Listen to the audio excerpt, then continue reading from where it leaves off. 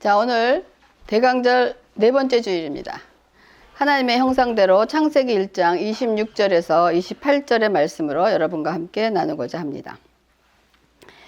여러분, 우리가 하나님의 형상대로 지음을 받았던 존재임을 알고 있습니다. 그렇죠? 그런데 그 하나님의 형상으로 지음을 받은 대로 산다는 것에 대한 의미에 대해서는 구체적으로 잘 알지 못하는 것 같아요. 도대체 하나님의 형상대로 지음을 받아서 산다는 것이 무엇일까? 그래서 오늘 그것에 대해서 조금 더 자세하게 좀 알아보고자 합니다. 요한복음 17장 22절에 내게 주신 영광을 내가 그들에게 주었사오니 이는 우리가 하나 된 것 같이 그들도 하나 되게 하려 함이니이다 라고 예수님이 요한복음 17장에 기도하신 내용인데, 요한복음 17장은 예수님의 제자들과 그 당시 제자들과 또 앞으로 그 제자들의 말을 듣고 예수를 믿게 될 사람을 위하여 십자가에서 돌아가시기 직전에 하나님께서 올린 대제사장적 기도이십니다. 그래서 여기에 우리가 2000년 전에 이 당시에 우리가 피지컬리 예수님과 함께 하고 있지는 못했지만 예수님의 기도 안에 우리가 지금 포함되어 있습니다. 믿으십니까? 아멘. 우리가 포함되어 있습니다. 그래서 이 기도의 내용은 교회인 우리들을 하나님의 자녀로 완성시켜 달라는 것으로 하나님과 예수 그리스도가 하나이신 것처럼 하나님의 백성들이 예수 그리스도와 하나님과 함께 하나가 해달라는 그 예수님의 마지막 기도의 내용입니다. 즉 하나님께서 주신 하나님의 백성들을 예수 그리스도께서 십자가의 대속 사역으로 완전하게 건져냈으니 이제 그들을 이 땅에서 지키시고 보호하셔서 그들이 이 세상 속에서 자기들의 신분에 맞는 사람으로 변해갈 수 있도록 도와달라는 기도의 내용입니다. 바로 그것이. 그리고 난 다음에 요한복음 17장 23절 첫반 파트에 보면 곧 내가 그들 안에 있고 아버지께서 내 안에 계시어 그들로 온전함을 이루어 하나 되게 하려 함은이라고 되어 있습니다. 우리가 지난주에 그 김 목사님 설교에 온전하게 더 퍼펙트에 대해서 우리가 지금 한 건 이거하고 연속이 되어 있는 것입니다. 이게 온전함은 퍼펙트이라는 뜻으로 우리를 퍼펙트를 향해서 나가는 자들은 언제까지? 컴플리트 될 때까지. 우리가 그 온전하게 내리 찬양인가요? 그렇지. 컴플리트라는 찬양. 컴플리트 그 찬양처럼 우리가 컴플리트 될 때까지 우리는 퍼펙트를 향해서 나가는 그러한 자들이고 우리를 컴플리트하게 끝내실 때까지. 그래서 하나님께서 우리의 인생 내내 요구하시는 내용입니다. 그래서 에베소 4장 12절에도 이는 성도를 온전하게 하여 봉사일을 하게 하며 그리스도의 몸을 세우게 하려 하심이라 라고 되어 있습니다. 사도 바울도 교회가 이 땅에 존재하는 목적은 온전함이라는 목적지를 향해 가기 위하여 온전하게 되어 가는 것이라고 말하고 있습니다.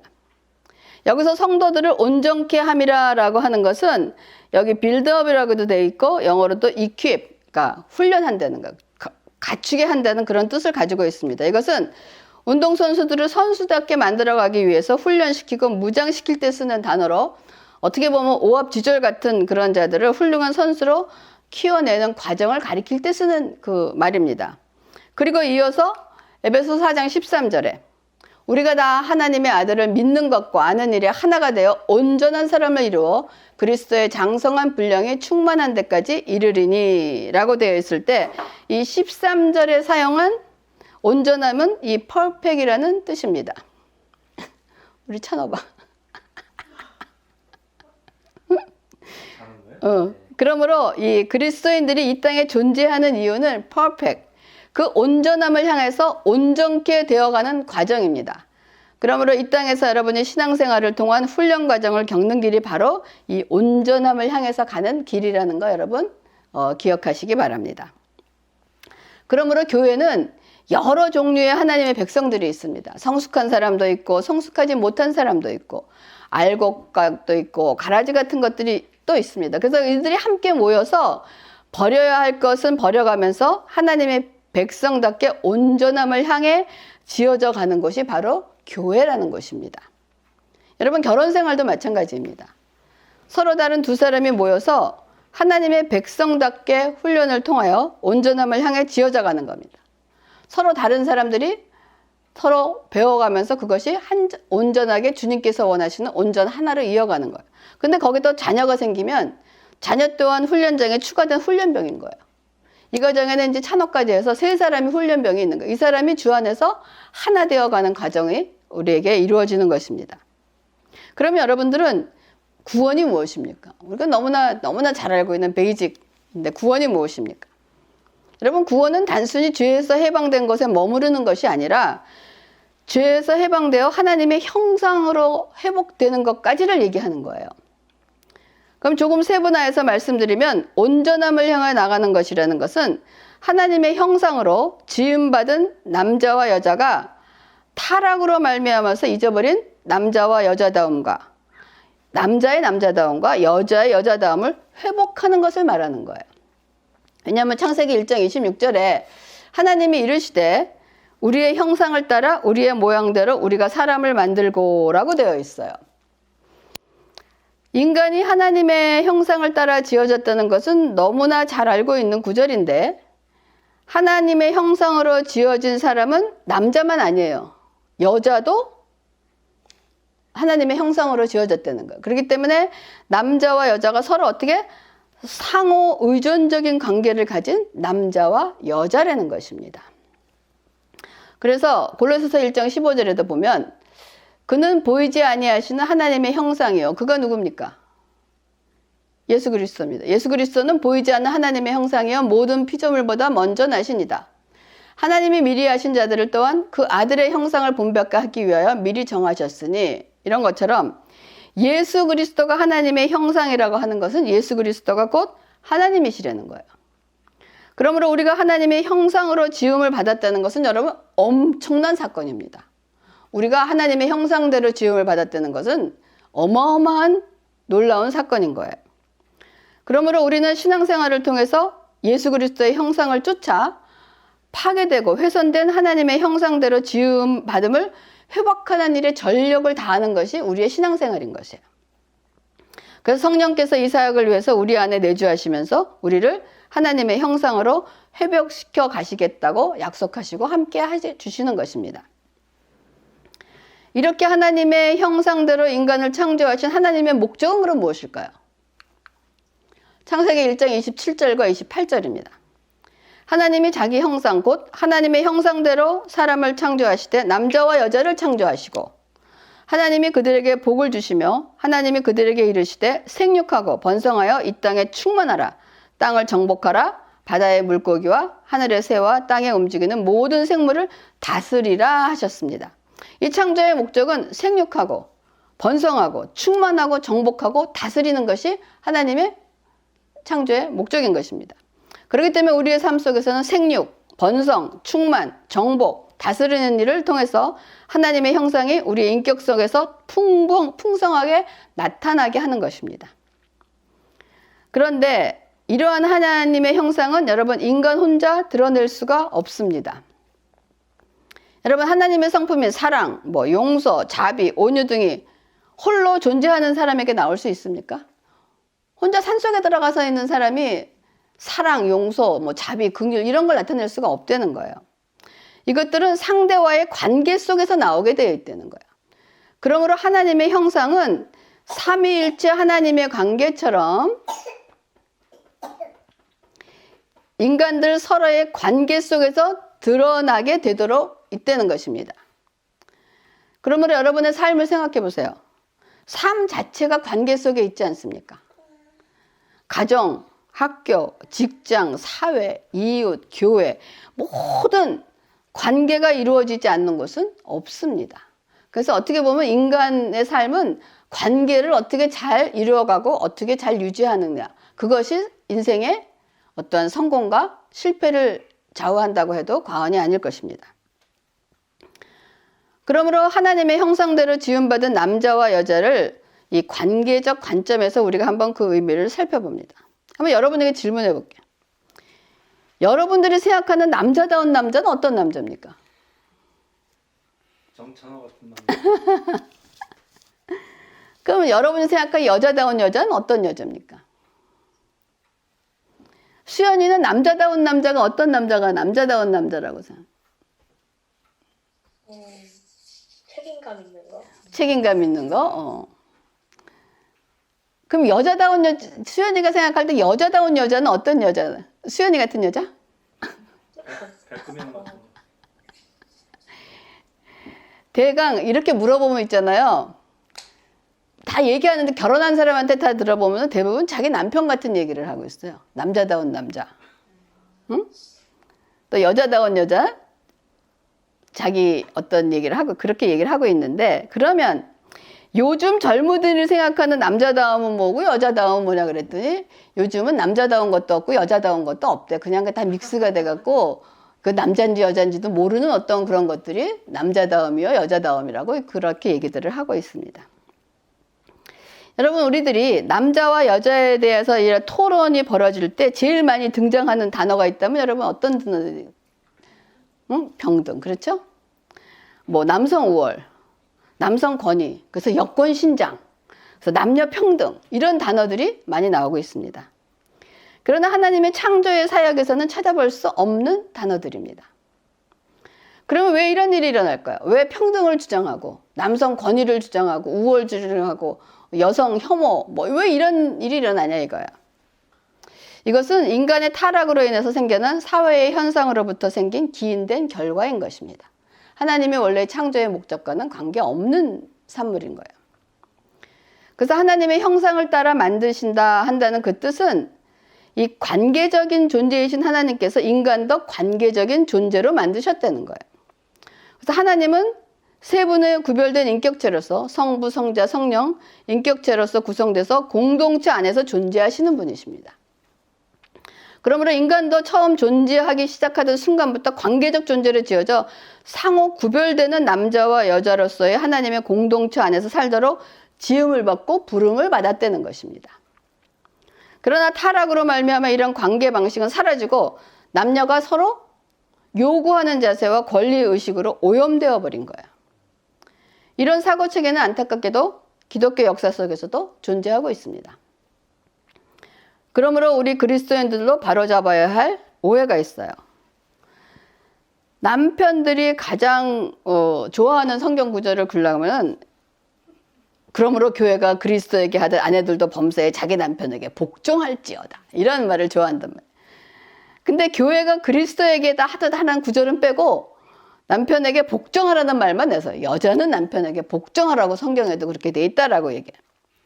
그런데 이 복종이라는 단어를 들으면 여러분 즐거우십니까?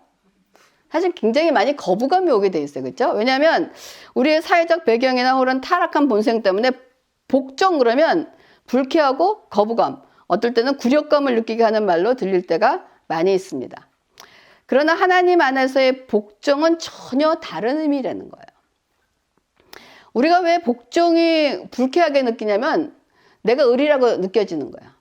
내가 의리기 때문에 뭔가 거부할 수 없는 갑으로부터의 어떤 이 강요를 당해서 할 수 없이 한다는 그런 마음이 있기 때문에 굴욕이고 싫고 하는 그런 느낌이 오지 않나 하는데 성경에서의 복종은 그게 아니라는 거예요. 그래서 저는 성경 속에서 이해하기를 복종은 큰 자가 작은 자에게 할 수 있는 분별 있는 행위라고 생각합니다. 이것은 작은 자가 힘에 눌려 큰 자에게 하는 행위가 아니라는 거예요. 그래서 아내들이요, 자기 남편에게 복종하기를 주께 하듯 하라라고 할 때 먼저 아내로부터 복종을 받고 싶으면 남편들은 어떻게 해야 되나? 주님과 같아야 돼요. 그런 거를 갖추고 나야 된다는 거예요. 근데 이 말에는 신경 쓰지 않고 복종에만 강조하기 때문에 관계가 자꾸 틀어지게 돼 있는 거예요. 그래서 여러분들은 아내들의 복종을 받으려면 남편 자신들은 주님과 같은 무언가를 가지고 있어야 한다는 것이 아닐까 그런 생각을 하는 거예요. 근데 여기다가 더욱 오해를 강화시키는 성경 구절이 또 나와요. 이게 뭐냐면 창세기 2장 20절에 아담에게 돕는 배필이 없으므로 하나님께서 아내를 돕는 배필이라 하시고 하와를 만드신 거야. 그러니까 사람들이 여기다 돕는 배필에다가 또 강화를 해갖고 여자는 남자를 돕는 배필이야 라고 어떻게 해석을 하느냐. 만약에 남자가 섹스를 좋아한다 그러면 아내는 남편이 원할 때면 남편이 원하는 방식대로 자기를 내어주어 남편을 즐겁게 해줘야 된다? 복종해야 되니까. 돕는 배필이니까. 그럼 여자는 또 남자가 좋아하는 음식도 만들어줄 줄 알아야 된다? 남편이 좋아하는 거니까. 여자는 돕는 배필이니까. 남편의 직업도 무조건 협력해야 된다? 자녀 양육 방식도 남자가 이끄는 대로 한다? 돈도 남자가 쓰는 대로 써야 한다? 뭐 이게 다 예습니까? 우리가 순종해야 된다 그러니까. 그러면 그리스도인으로서 여자분들은 돕는 배필로서 여러분은 무엇을 하고 계십니까? 하나님이 우리를 여자를 돕는 배필로 만드셨는데, 그럼 돕는 배필인 여자는 남편에게 어떤 역할을 지금 하고서 남편을 돕고 있느냐 한번 또 생각해 봐야 되는 거예요. 그러면 우리가 성경에서 말하는 여기 돕는이라는 단어에 대한 의미를 정확하게 알아야 된다는 거예요. 이 돕는으로 번역된 히브리어는 에제르 아니면 에젤이라고 돼서 정확히 돕는 자의 뜻으로, 구체적인 이 단어는 여러분 하나님을 지칭할 때만 쓰여졌어요. 그래서 우리가 엘리에셀, 하나님은 나를 도우시는 분이다. 또 에베네셀, 하나님이 여기까지 우리를 도우시다. 이와 같이 하와는 아담의 에제르, 아담을 돕는 자라는 거예요. 근데 이 에제르라는 단어가 윗사람을 섬기는 아랫사람을 가리켜 쓰인 적은 한 번도 없어요. 예를 들어서 나는 차너의 에제르가 될 수 있어요. 내가 차너를 도울 수 있습니다. 그렇죠? 하지만 차너는 나에게 에제르가 될 수가 없어요. 무슨 말인지 아시겠어요? 하나님이 여자를 돕는 배필로 하셨다는 것이 이런 의미란 말이에요. 그러니까 하나님은 우리의 에젤이 되실 수 있어도 내가 하나님의 에젤이 될 수가 없다는 거예요. 그러니까 하나님이 여자를 돕는 배필로 만드셨다는 그 에젤에는 엄청난 의미가 있는 거예요. 엄청난 의미가 있으면서 엄청난 책임이 또한 따르는 것입니다. 그러므로 이 에젤의 단어의 문자적인 의미는 여러분 강한 자가 베푸는 도움입니다. 연약해서 굴복해서 어쩔 수 없어서 하는 그러한 복종이 아닌 강한 자가 베푸는 도움이라는 거예요. 그러면 하와가 아담의 돕는 배필로 지음을 받았다는 것은 남자 곁에 있도록 특별히 계획된 동반자의 의미를 갖고 있는 것이지 뒤따르는 사람이나 아랫사람을 의미한다는 것은 아니라는 것입니다.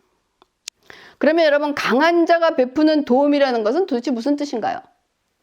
그러면 여자가 그냥 남자를 막 내가 강하니까 너 내 말 들어야 된다고 그냥 남자를 쥐 흔드는 것이 에젤의 역할입니까? 하나님이 이러도록 우리에게 주셨겠습니까? 근데 타락으로 인해서 여자들은 이런 뜻은 잊어버리고 남자들을 자기 뜻대로 움직이려고 하는 것이 타락된 세상에 살고 있는 우리 모두 여자들의 속성인 것입니다. 근데 하나님은 그거가 원하시는 원래 여자의 만드신 뜻이 아니라는 거예요. 그러면 돕는 자, 에제르, 여성의 능력 안에 포함되어 있는 그 하나님의 능력의 내용물이 도대체 무엇이냐 이거예요. 하나님이 어떤 능력을 주셔갖고 우리에게 강한 자가 베푸는 도움을 남자에게 베풀 수 있도록 여자에게 그 역할을 주셨는가? 무슨 내용인가가 한번 생각해 봐야 되지 않겠습니까? 여러분 타락한 세상에서 보여주는 요구하거나 통제하고 컨트롤하려는 것이 아니라 여러분 마음을 열고 초대하는 존재입니다. 그래서 교회 안에 여자가 많은 것 같아요. 어느 교회든지 가면 여자들이 많습니다. 우리 교회는 좀 다르지만 왜냐하면 여자들이 이러한 관계 방식으로 마음을 열고 전도하고 그들을 케어하고 보호하고 이러한 마음을 우리에게 주신 거예요. 그 능력이. 그래서 우리가 타인의 그 관계 방식에서 생명력 있는 연함으로 초대하고 사랑하고 보살피고 배려하고 이것으로 그치는 것이 아니라 여자들을 향한 부르심에는 매여있는 영혼들 해방시키는 놀라운 위력이 있습니다. 이것이 여성에게 주신 하나님의 에제르의 힘입니다. 그 위력이 바로 순정함을 통해서, 근데 그 위력이 어디에서 나오느냐? 순정함을 통해서. 여러분 전도 한번 해보세요. 전도가 쉽습니까? 하나님의 사람이 아닌 사람을 전도해서 오려면 내가 참아야 될 것이 얼마나 많이 있습니까? 내가 손해봐야 될 것이 얼마나 많이, 그게 뭐예요? 순종이고 굴복인 거예요.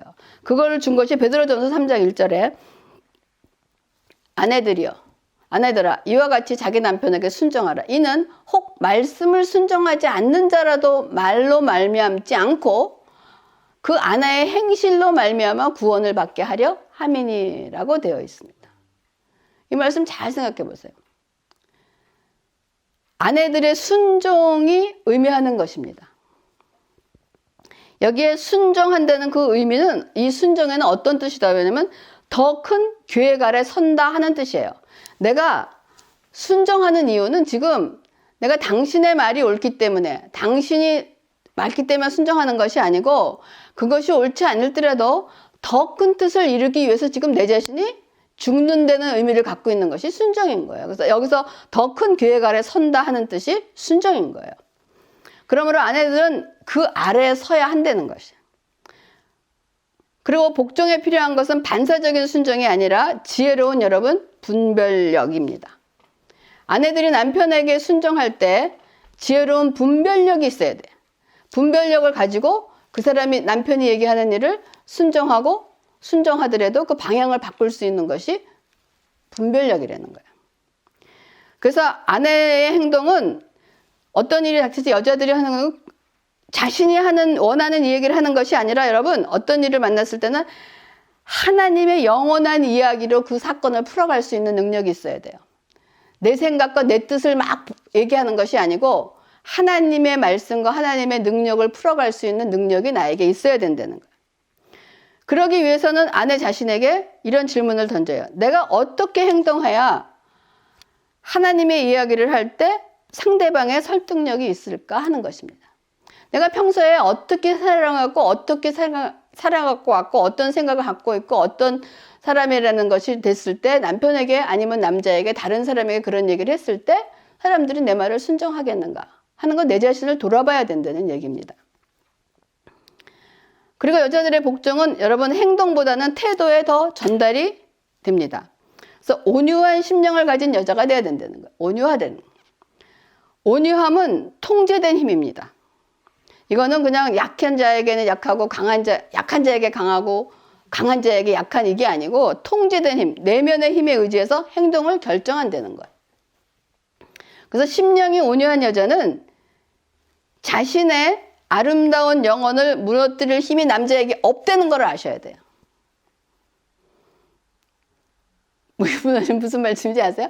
남자들이 아무리 갈궈도 우리 안에 형성이 되어 있는 그 아름다움은 무너질 수가 없다는 것입니다. 어쩌면 좀 공격을 받아갖고 상처는 좀 받을 수 있을지도 몰라요. 하지만 우리의 여자로서 하나님께서 주신 그 에젤이라는 그 정체성은 무너지지 않습니다. 그리고 하나님의 목적을 진전시키도록 우리가 무장되어 있기 때문에 우리가 앞으로 나갈 수 있는 사람들이라는 거예요. 그래서 여러분 여자들은 어떻게 보면 여자들의 역할이 더 무겁고 어려운지도 몰라요. 여자들은 자신의 삶으로 하나님의 이야기를 함으로써 남자의 삶도 하나님의 이야기를 하도록 남자를 초대하는 역할이 에제리의 역할인 것입니다. 내가 그리스도의 성품을 보여주고서 그거를 얘기함으로써 그 사람들을 내가 포용해서 받아들이는 거예요.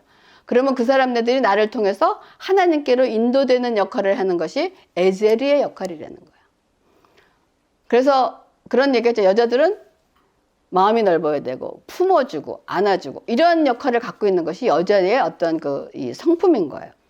그래서 이것이 하나님의 형상대로 지음받은 최고의 여자의 아름다움입니다. 이것이 최고의 여자다운 여자의 성품이 바로 이러한 성품이라는 거. 여러분 기억하시기 바랍니다. 아내는 여자는 에제르 하나님의 강한 자가 베푸는 도움을 가진 능력을 가진 그 여자인데 그 에제르의 역할은 내 삶을 통해서 나는 하나님의 얘기를 할 수 있는 사람이 돼야 돼. 이거는 남편뿐만이 아니에요. 자녀에게도 마찬가지입니다. 자녀에게도 하나님의 얘기를 할 때 그 자녀가 그 하나님의 얘기에 들어와서 그걸로 인도받을 수 있는 역할이 여자의 역할이라는 거예요. 그러면 하나님의 형상대로 지음받은 남성다움은 도대체 무엇인가?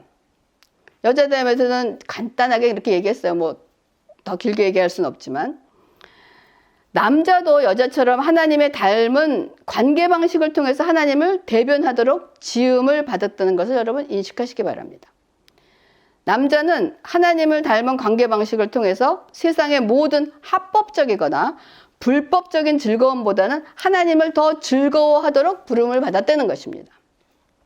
하나님을 제일 기뻐하고 하나님을 기뻐하는 그 부름을 받았다는 거예요. 그래서 하나님의 형상대로 지음을 받은 남성다운 남자가 되려면 첫째, 하나님이 어떠한 분이신가 여러분 기억하시기 바랍니다. 하나님은 결코 자신의 언약을 잊지 않으시며 결코 희생적 사랑의 움직임을 멈추지 않으십니다. 이와 같이 하나님의 관계적 움직임을 조금이라도 여러분 반사해야 되는 거죠. 남자들은 자신이 하나님의 형상을 지니고 있음을 여러분 기억하시기 바랍니다. 나는 하나님을 닮은 사람이라는 것을 기억하시고 무슨 일을 할 때 나는 하나님의 닮은 사람이 한다는 것을 기억하시고 남들에게 다가가서 그들의 성품을 드러내야 된다는 거예요. 가장 가까운 아내에게, 가장 가까운 자녀에게 거기서부터 시작하면서 자기의 성품을 드러내야 된다는 것입니다. 남자들은 자신이 하나님의 형상을 지니고 있음을 여러분 결코 망각하지 말아야 됩니다. 여러분 남자들이 기억해야 되는 거, 하나님께서 아담을 지으시고 난 후에 하신 일이 무엇입니까? 하와를 만드셨어요? 하와 만들기 전에 뭐 하셨어요? 아담을 동산 중앙에 있는, 동산에 있는 모든 나무는 먹을 수 있지만 동산 중앙에 있는 저 나무는, 나무 열매는 먹지 말라 하는 금지령을 선포하신 뒤에 사람이 혼자 있는 것이 좋지 않구나 하시면서 하와를 지으신 순서가 여러분 초점에 맞춰주셔야 돼요. 그러면 남자의 역할은 무엇입니까? 왜 하나님이 여자를 지으시기 전에 금지령을 내주셔서 규칙을 주신 거야. 이거를 해라라고 하는 것은 남자로서 뭔가 하나님께 해야 될 일이 있다는 것입니다. 하나님은 아담에게 기억하고 움직일 수 있는 기회를 주신 거예요. 아담아, 내가 이것을 기억하고 남자로서 내가 너를 위하여 지어줄 아내의 관계를 이루라는, 아내의 관계에서 이어지는 것이 뭐냐? 하나님이 이렇게 하셨으니까 너도 이거를 하고 이렇게 하지 말라는 것을 철저하게 가르쳐 주는 것이 뭐냐? 남자의 역할이라는 거죠. 남자의 역할은 이렇게 하기 위해서 누구냐? 하나님이 누구신가를 알아야지 가르치죠. 하나님이 누구신가를 알기 위해서는 뭘 알아야 됩니까? 하나님의 말씀입니다. 말씀으로도 아내와의 관계를 맺어야 되고 자녀와의 관계를 맺어야 된다는 것이 남자가 하나님의 형상대로 지음을 받은 남자다운 남자라는 거예요. 그러나 아담은 에덴 동산에서 침묵했습니다. 기억하지 않고 움직이지 않았습니다. 하나님의 형상대로 지음받은 관계적인 남자로서 아담은 실패했습니다. 아담은 하와를 움직여 아내를 보호하기는커녕 하나님이 주셔서 나와 함께 한 그 여자가 그거를 먹게 했습니다 라고 책임을 어디로 돌렸느냐? 하나님께 돌리고 말았습니다. 그러고 난 다음에 남자들에게 있는 속성이 뭐냐? 하나님을 위해서 목숨 걸지 않습니다. 그냥 세상과 타협해요. 합리적이고 좀 치사하고 나약한 그러한 모습으로 선택을 하는 걸로 전략하고 말았단 말이에요. 그러니까 하나님의 말씀에 목숨은 거는 거의 필요 없고 자신의 가치와 능력을 확인하라. 그런 것으로서 남자다운 남자, 성공하는 남자, 능력 있는 남자, 돈 잘 버는 남자, 권력 있는 남자, 멋있는 남자, 돈 잘 쓰는 남자, 이런 것으로 자기가 자신을 과시하고 평가하려는 것이 남자들의 모습이라는 것입니다. 그러나 인내가 무한하신 하나님은 끊임없이 남자들을 불러 기억하게 하시고 하나님이 어떤 분이시고 어떻게 관계를 맺으시고 무엇을 가르치기는 자꾸 기억나게 하신다는 것입니다. 여러분 하나님의 부르심을 듣고 기억하고 움직이는 남자가 남자다운 남자라는 것입니다. 뭐 식스팩이 있고 뭐 이런 사람이 남자다운 남자가 아니라는 거예요. 여러분 기억하십니까? 하나님께서는 무언가를 기억하시면 반드시 움직이신다는 그분의 관계 방식을 여러분 알아야 돼요. 그래서 우리가 환난을 당할 때면 그들은 하나님께 그분의 성품과 언약을 기억해 달라고 간구해요. 여러분 성경을 보시면 이스라엘 백성들이 애굽에서 부르짖음을 들을 때 하나님이 그 부르짖음을 들으시고 그 언약을 기억하사 그 다음에 뭐 하십니까? 하나님이 이스라엘 백성을 구원하려고 움직이기 시작하신다는 거예요. 그것처럼 우리가 기도할 때 하나님의 말씀으로 기도하라는 얘기가 여기 있는 것입니다. 우리가 말씀으로 부르짖습니다. 그럼 하나님이 들으세요. 그리고 하나님이 그 언약의 말씀을 기억하세요. 기억하시고 기억하신 대로 하나님은 반드시 움직이시는 분이라는 것이 하나님의 속성입니다. 그러면 그 속성은 우리도 그 속성을 닮아서 그렇게 행함으로 가야 된다는 거예요. 그래서 출애굽기 2장 24절 하나님이 그들의 고통을 어떻게 소리를 들으시고 하나님이 아브라함과 이삭과 야곱에게 세운 그 언약을 기억하사 하나님이 이스라엘 자손을 돌보셨고 하나님이 그들을 기억하셨더라 라고 되어 있습니다. 즉 하나님께서 그들을 도우셔야 할 책임을 인정하신다는 거예요. 하나님이 그들을 기억하셨다는 것은 내가 그들을 도와줄 책임이 있다라고 인정하고 이해한다라고 기억하시면 됩니다. 그래서 이 본문에서 하나님께서 하시는 일을 보면 heard, 듣고, remembered, 기억하시고, look, 보시고, concerned, 행동하신다는 것이 하나님의 속성인 것입니다. 그러면 남자가 아내나 자녀, 부모, 친구, 동료들을 대할 때 마땅히 해야 할 일들이 많이 있겠지만 하나님의 형상대로 지음을 받은 남자들은 관계 속에서 반드시 어떻게 되나? 듣고, 기억하고, 보고, 여러분 행동하시기 바랍니다. 그 남자다운 남자는 여러분 다른 사람의 부르짖음을 듣는 사람이에요. 다른 사람의 어려움, 고통을 듣는 사람이에요. 사람의 심령 속에 있는 채워지지 않는 영혼들의 부르짖음을 들어야 되는 거예요. 여러분들이 가장 들어야 될 거예요. 아내의 부르짖음, 아내의 소리입니다. 또 자녀들의 고통과 자녀들의 의미를 들을 줄 알아야 되는 거예요. 듣고 그 다음에 들은 다음에 자신은 하나님을 기억하셔요. 자신이 해결하려고 나서지 말아요. 우리가 해결하려고 그러면 내 뜻, 내 방식, 내가 좋아하는 것이 앞서갈 수밖에 없습니다. 그거를 들으시면 하나님을 기억하셔야 돼요. 하나님을 기억한다는 것은 자신이 누군가를 기억한다는 것입니다. 그러니까 자신은 하나님을 드러내도록 부름받은 자임을 잊지 마세요. 여러분이 하는 말은 여러분이 하는 말이 아니고 하나님이 하시는 말씀입니다. 그거를 기억하셔야 된다는 거예요. 그러니까 모든 상황 속에서 하나님을 드러내는 존재임을 기억한다는 거예요. 그래서 여러분 하나님의 사람으로 영향력을 끼칠 수 있는 사람이 남자다운 남자라는 거예요.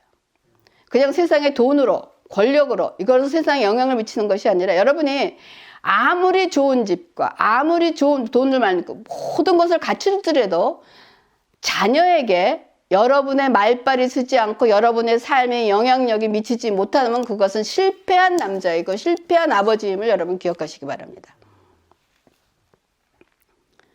그리고 다른 사람의 어려움을 보면 여러분 자신의 부족함을 느끼셔야 돼요. 그거는 뭐냐? 그 부족함은 내가 채우는 것이 아니라 하나님만이 채우실 수 있는 것이기 때문에 여러분 그들을 즉각 도우려거나 상대의 문제를 주관하려기보다는 자신이 해결하게 하는 역부족임을 느끼고 자신의 관계 방식, 우리가 관계 방식이 뭡니까? 하나님과의 관계고 하나님께 도움을 요청하고 하나님에 따라서 하는 그 관계 방식을 상대에게 그것이 그리스도임을 느끼게 해주는, 저 사람이 하나님의 사람이구나. 그러면 저 사람의 방식대로 저렇게 하고 그 사람들에게 그러한 영향력을 미칠 수 있는 것이 남자의 역할입니다. 그것이 예수를 전하는 자들입니다. 그래서 타인의 필요 속으로 들어가서 하나님의 거룩한 사람의 마음을 여러분 드러내시기 바랍니다. 나는 부족하지만 하나님을 신뢰하는 마음으로 타인의 삶으로 다가가서 하나님의 형상을 대변하는 일을 행해야 됩니다. 그래서 여러분 말씀대로 살아내시기 바랍니다. 그래서 저 사람은 man of God, 하나님의 사람이다라는 소리를 들을 수 있어야 돼요. 또 자식으로부터는 my father is a man of God. 자식이 아버지를 향해서 할 수 있는 가장 훌륭한 말은 우리 아버지는 하나님의 사람이야. My husband is a man of God. 내 남편은 여러 가지 부족한 점도 많지만 그래도 하나님의 사람이야. 제가 그렇게 살고 있습니다. 우리 목사님이 여러 가지 부족한 점이 많지만은 네. 그래도 하나님의 사람이기 때문에 이런 게 있어요. My son, 또 여러분의 자녀를 볼 때 My son is a man of God. 내 아들은 정말 하나님의 사람이야. My boss, 여러분들 직장에 가 있을 때 My boss is a man of God. 저 사람은 참 하나님의 사람. 이런 소리를 들을 수 있는 것이 남자다운 남자임을 여러분 기억하시기 바랍니다. 여러분 주님 오심을 기다리면서 우리가 성탄을 축하하고 기뻐합니다. 이제 하나님의 형상을 우리에게 보여주고 알려주시기 위해서 이 땅에 육신의 몸으로 오신 예수 그리스도를 본받아 하나님의 형상대로 지음을 받은 남자와 여자답게 그 삶을 살아냅시다. 그리고 주님이 다시 오심을 조금이라도 당길 수 있는 저와 여러분이 되기를 주님의 이름으로 축원합니다. 메리 크리스마스. and 마라나타. 주 예수여 어서 오시옵소서. 기도하겠습니다.